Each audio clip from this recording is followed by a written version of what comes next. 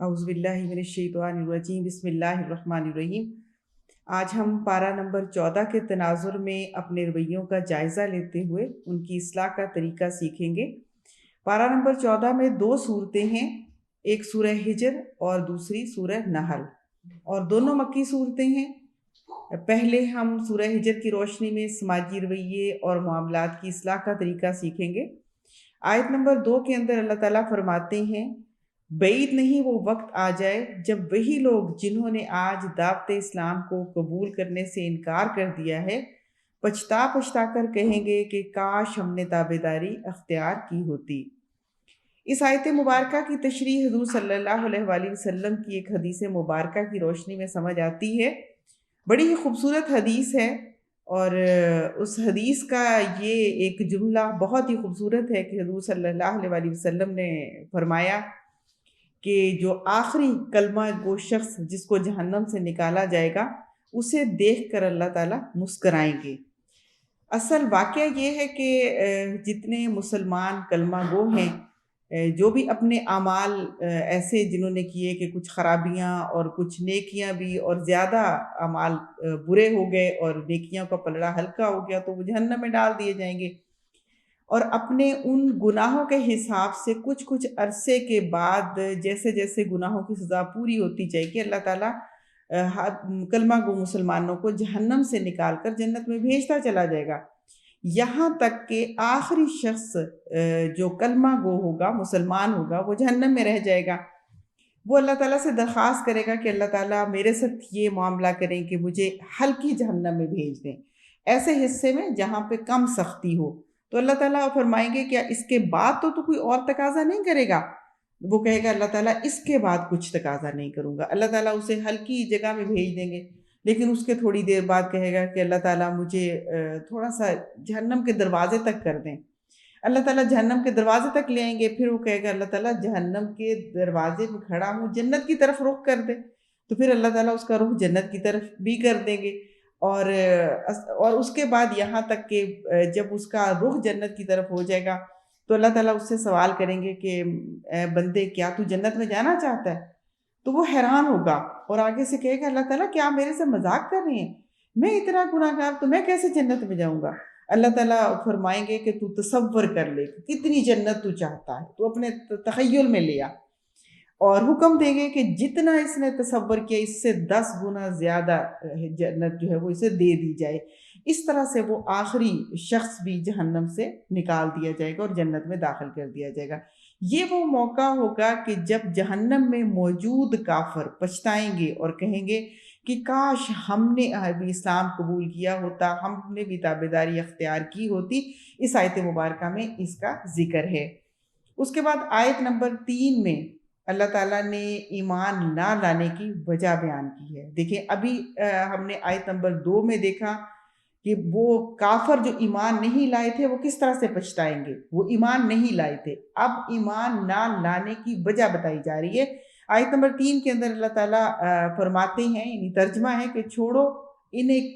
کہ کھائیں پئیں اور مزے کریں اور بھلاوے میں ڈالے رکھے ان کو جھوٹی امیدیں۔ یعنی یہ ایک اصل میں یہاں جو بات سمجھائی جا رہی ہے وہ یہ کہ ایک غیر سنجیدہ رویہ ہے کہ انسان اپنی زندگی کے قیمتی لمحات کو کھانے پینے مزے کرنے میں ضائع کر دیتا ہے، نہ علم حاصل کرتا ہے، نہ کچھ سیکھتا ہے، کہ جس کے نتیجے میں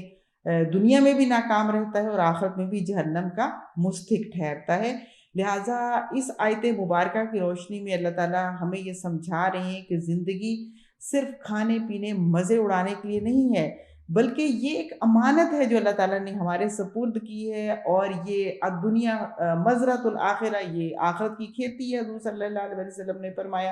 کہ ایک نعمت بھی ہے اور آخرت کے لیے بھی ایک بہت بڑا جو ہے وہ ہمارے پاس اپرچونٹی موجود ہے کہ ہم یہاں رہ کر جیسے اعمال کریں گے اس کے حساب سے ہمیں آخرت میں اچھا مقام ملے گا۔ اس لیے زندگی کو کھیل تماشے میں ضائع نہیں کریں، بلکہ اس کو سنجیدگی کے ساتھ اس کو بسر کریں اور اچھی منصوبہ بندی کے ساتھ اس پہ عمل کریں۔ اس کے بعد آیت نمبر 16 تا 25 کے اندر اللہ تعالیٰ نے اپنی قدرتوں کا ذکر کیا ہے، اپنی تخلیقات کا ذکر کیا ہے کہ میں نے سورج، چاند، پہاڑ، سرسبز میدان سب کچھ میں نے بنایا ہے، اور پھر اللہ تعالیٰ نے اپنی رزاقیت کی جو صفت ہے اس کو بیان کیا ہے کہ آسمان سے بارش اترتی ہے، اور پھر جو بارش اترتی ہے اس کے ذریعے اللہ تعالیٰ بہت سارا اناج، نباتات، سب کچھ پیدا کرتا ہے، اور پھر ساتھ یہ بتایا ہے کہ تمام وسائل کا مالک جو ہے وہ اللہ ہی ہے،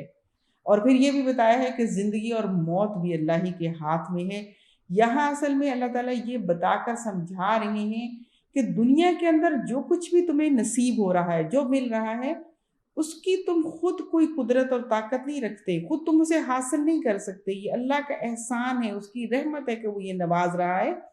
اور ساتھ یہ کہ اس زندگی میں کھا پی کے مزے کر کے تم واپس چلے جاؤ، ایسا نہیں ہوگا کہ تم فنا ہو جاؤ، ایسا نہیں ہوگا، بلکہ اس کے بعد تمہیں پلٹ کر میرے پاس آنا ہے اور تمہیں حساب دینا ہوگا۔ کس بات کا حساب دینا ہوگا؟ ان ساری نعمتوں کا جو ہم دنیا میں استعمال کرتے رہے ہیں۔ یعنی یہاں تک کہ حضور صلی اللہ علیہ وسلم نے فرمایا کہ انسان جو سایہ، ٹھنڈا سایہ جس میں آرام کرتا ہے، یا ٹھنڈا پانی جو پیتا ہے، اس کے بارے میں بھی اس سے حساب ہوگا۔ لہٰذا اس لیے یہ سمجھایا جا رہا ہے کہ اپنے رویوں کو بناتے ہوئے، اپنے معاملات کو طے کرتے ہوئے یہ سوچیں کہ ہم یہاں پر ایسے آزاد و خود مختار نہیں ہیں کہ جس کا کوئی حساب نہ ہو، اور جس کی کوئی واپسی نہ ہو، جس کا کوئی امتحان نہ ہو۔ یہ بالکل یہ مثال ایک طالب علم کی ہے کہ جو پورا سال اگر اپنا ضائع کر دیتا ہے تو امتحان کے بعد فیل ہونا اس کے مقدر میں لکھ دیا جاتا ہے، لیکن اگر وہ اپنا سال بہترین طریقے سے گزارتا ہے تو بہت اچھی پوزیشن لیتا ہے، اور جس کا نتیجہ اسے زندگی میں ملتا ہے۔ آیت نمبر 26 سے 40 تک پھر حضرت آدم علیہ السلام کی تخلیق کا قصہ ہے، اور ساتھ ہی شیطان کا رویہ بیان کیا گیا ہے۔ یہ پوری تفصیل تو ظاہر ہے کہ میں آپ کے سامنے نہیں رکھوں گی، اس میں سے جو ہم سمجھ آتی ہے، جو اصول ہمیں سماجی رویے اور اپنے معاملات کے لحاظ سے سمجھ آتی ہے، اس کو ہم دیکھیں گے کہ جب اللہ تعالیٰ نے حضرت آدم علیہ السلام کو سجدہ کرنے کا حکم دیا تو ابلیس نے کہا کہ میرا کام نہیں کہ میں اس بشر کو سجدہ کروں۔ کیوں بشر کو سجدہ کروں؟ کہ یہ تو مٹی سے بنا ہے، اور مٹی کیا ہے؟ سوکھے گارے سے، یہ سڑی ہوئی مٹی کے سوکھے گارے سے پیدا کیا ہے۔ اس آیت مبارکہ میں اللہ تعالیٰ نے سب سے مہلک رویے کا ذکر کیا ہے، اور سب سے مہلک رویہ کیا ہے؟ جو انسان کو تباہ و برباد کر دیتا ہے اور اس کی ترقی اور کامیابی کے تمام راستے بند کر دیتا ہے۔ ہمیشہ وہ لوگ زندگی اور آخرت کے اعتبار سے کامیاب ہوتے ہیں جو عاجزی اور انکساری اختیار کرتے ہیں۔ دراصل اس میں جو چیز ہمیں سمجھائی جا رہی ہے کہ شیطان نامراد کیوں ہوا؟ اس لیے ہوا کہ اس نے تکبر کیا، اور تکبر انسان کے لیے پورے اس کی سیکھنے کے، اس کے ترقی کرنے کے تمام مواقع ختم کر دیتا ہے۔ جو عاجزی اور انکساری اختیار کرتا ہے وہی انسان سیکھتا بھی ہے اور آگے بھی بڑھتا ہے، دنیا میں بھی ترقی اختیار کرتا ہے، ایک ترقی کی منزل تک پہنچتا ہے، اور آخرت میں بھی اللہ کے ہاں بڑا اونچا مقام ملتا ہے۔ کیوں؟ اس لیے کہ اللہ تعالیٰ کے پاس جو چیز نہیں ہے وہ کیا ہے؟ وہ عاجزی اور انکساری نہیں ہے۔ پوری کائنات اس کی ہے، پورا نظام اس کا ہے، ہر چیز پر اس کی قدرت اور اس کی حکومت ہے۔ تو لہٰذا اسی لیے جو ہے وہ حدیث قدسی ہے کہ حضور صلی اللہ علیہ وسلم نے فرمایا کہ اللہ تعالیٰ فرماتے ہیں الکبر ردائی، جو کبر ہے، تکبر ہے، وہ اللہ کی چادر ہے۔ لہٰذا اللہ تعالیٰ نے منع فرمایا کہ جو تکبر کرتا ہے گویا کہ وہ اللہ کی رضا کو چھینتا ہے، اس لیے یہ ناپسند ہے۔ شیطان مردود کس لیے ٹھہرا؟ ملعون کس لیے ٹھہرا؟ اس لیے کہ اس نے تکبر کیا تھا۔ تو ہمیں کامیابی کا راستہ یہ سمجھایا گیا کہ اگر تم عاجزی اور انکساری اختیار کرتے ہو تو اللہ تعالیٰ بھی تمہیں نوازے گا، اور دنیا کے اندر بھی تمہارے معاملات بہت آسانی کے ساتھ ہوں گے۔ اس کے بعد آیت نمبر جو ہے وہ 49 اور 50 ہے، جس میں اللہ تعالیٰ نے انسان کو 2 رویے سکھائے ہیں۔ پہلا یہ کہ تم اللہ کے عذاب سے ڈرتے رہو، اللہ کی ناراضگی سے ڈر کر تمام معاملات انجام دیتے رہو،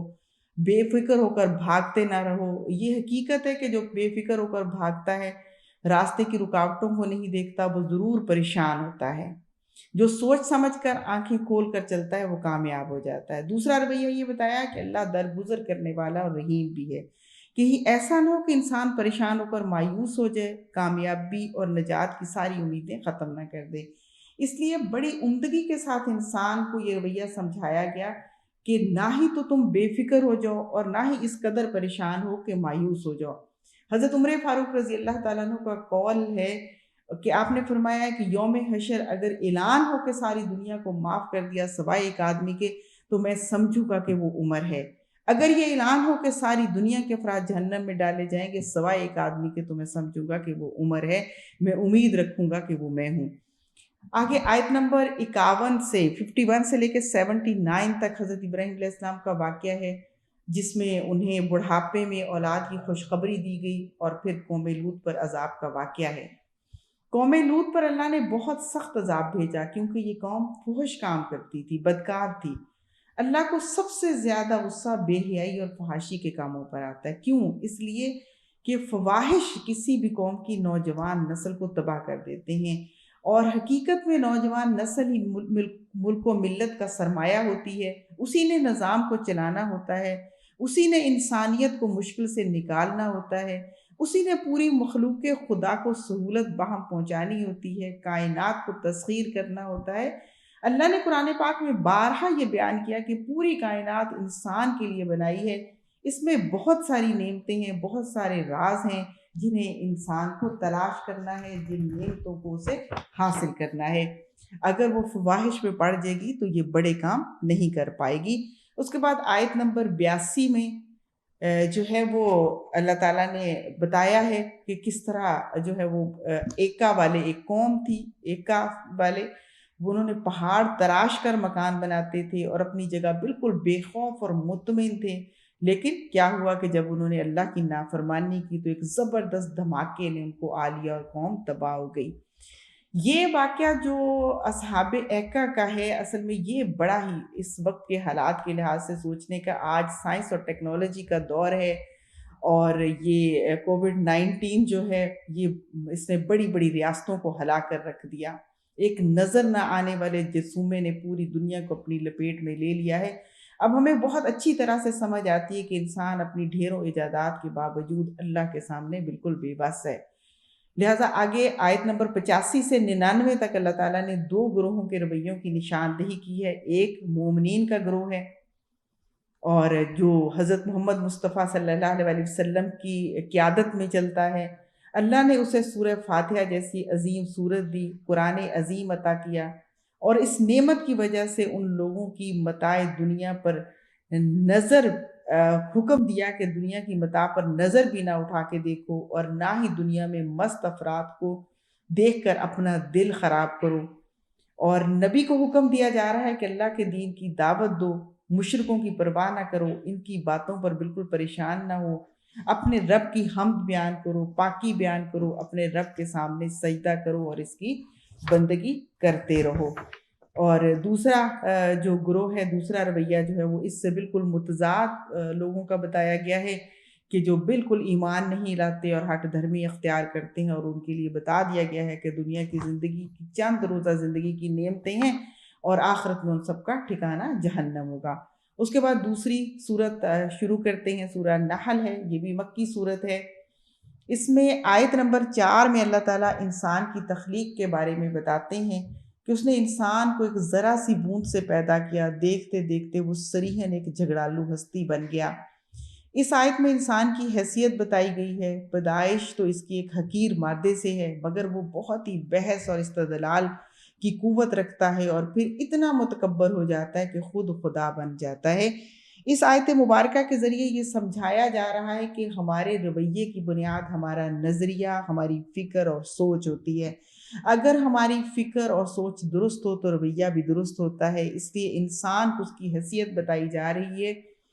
کہ تمہاری حیثیت کچھ بھی نہیں ہے، تم اتنی بڑی کائنات کے اندر ایک ذرے سے بھی کم حیثیت رکھتے ہو، لہٰذا اپنا رویہ بناتے ہوئے اپنی حیثیت کو دیکھو، اپنے معاملات کو استوار کرتے ہوئے اپنی حیثیت کو دیکھو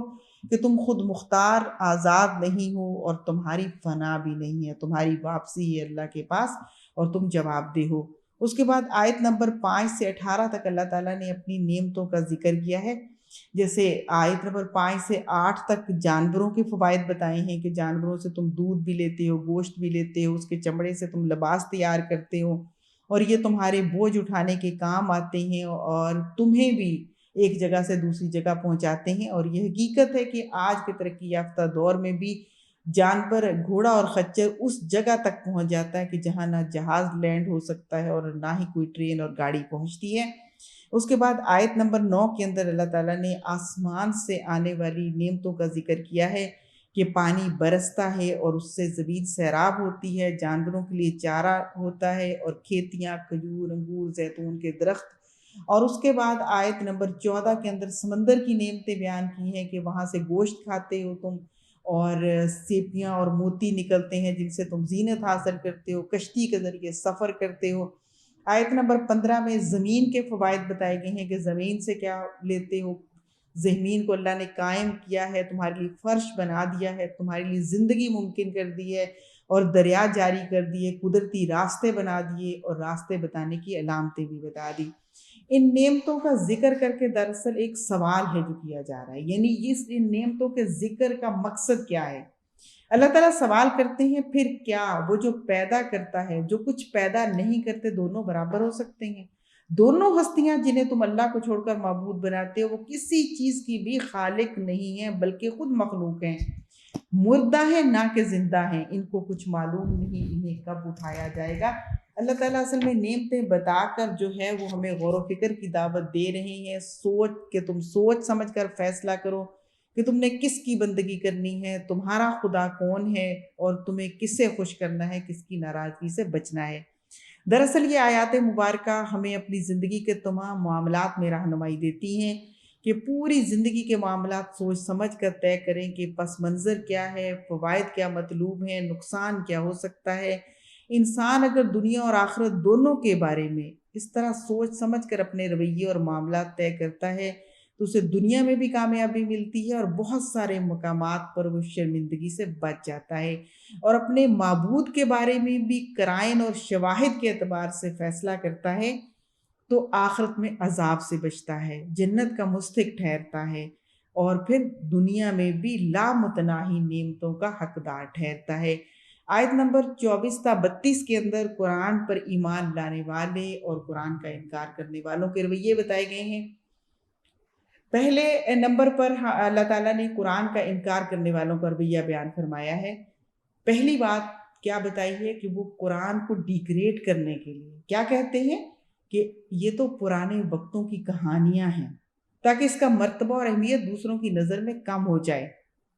और इसके अलावा भी वो बहुत सारे तरीके अख्तियार करते हैं ताकि लोग कुरान से दूर रहें। मसलन अरब में किस्सा गोई का रवाज था, नाच गाने के वाली लौंडियाँ खरीदी जाती थी और उनसे ये काम करवाया जाता था और लाभ में मशगूल रहते थे, खेल तमाशे में लगे रहते थे और ये वो चीज़ें हैं जो इंसान को कुरान से दूर रखती हैं। और फिर इतना इंसान इसमें मसरूफ़ हो जाता है कि उसके पास इन सारी लग़वियात को छोड़कर कुरान पढ़ने और समझने का वक़्त नहीं रहता। और दूसरा रवैया जो है वो खुदा तरस लोगों का बयान किया गया है कि जब उनसे कुरान के मुतल्लिक़ पूछा जाता है तो वो कहते हैं कि तो बेहतरीन चीज़ उतरी है। कौन सी बेहतरीन चीज़ उतरी है? जिसमें इंसान के लिए हिदायत है, रहमत है, कामयाबी का तरीका है, इक़्तिदार हासिल करने का रास्ता बताया गया है, जन्नत की खुशखबरी दी गई है, ये अल्लाह का फ़ज़ल और उसकी नेमत है।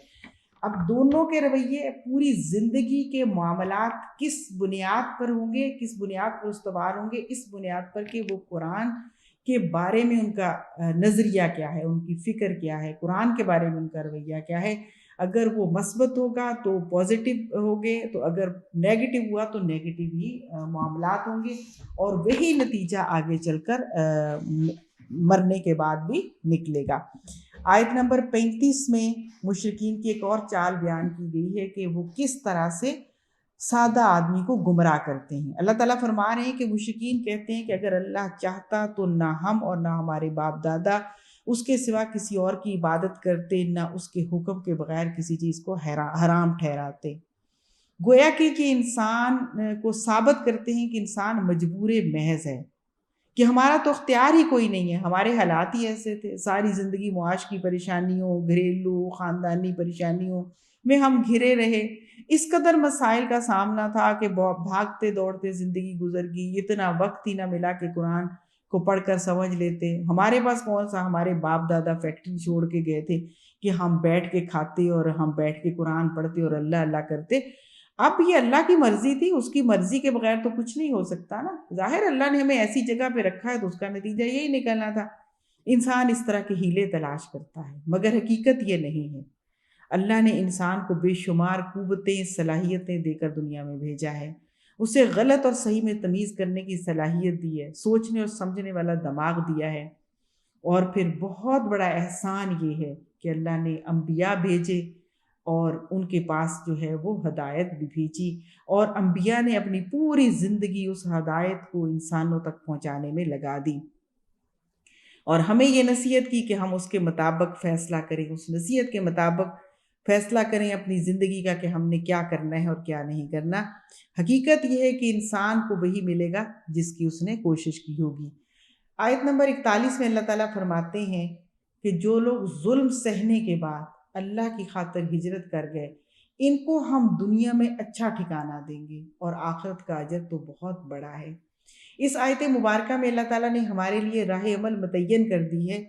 کہ اپنے آپ کو مجبور محض نہ سمجھو۔ یہ ابھی جو پہلے آیت ہم نے دیکھی 35، اس میں جو مسئلہ رکھا اسی کی وضاحت اور اسی کا جواب ہے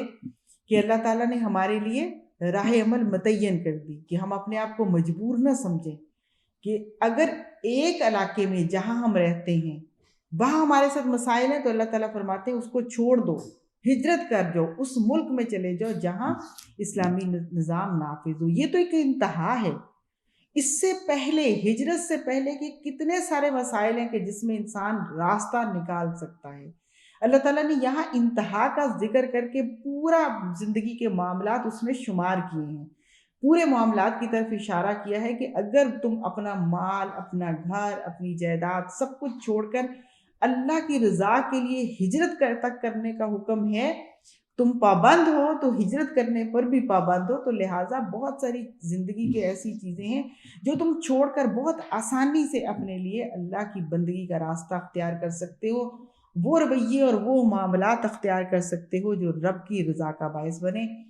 اور اصل میں جو بات اس کے ذریعے سمجھائی جا رہی ہے وہ کیا کہ اللہ کو کسی بھی صورت میں مداحنت کا مطلب ہوتا ہے کہ کمپرومائز، کہ کچھ ہم نیکی کریں گے، کچھ ہم برائی کریں گے، کچھ ہم اپنی مرضی کریں گے، کچھ ہم اللہ کی مرضی کریں گے، کچھ ہم اسلامی تہذیب اختیار کریں گے، کچھ ہم مغربی تہذیب اختیار کریں گے، اس کی اجازت نہیں دی گئی۔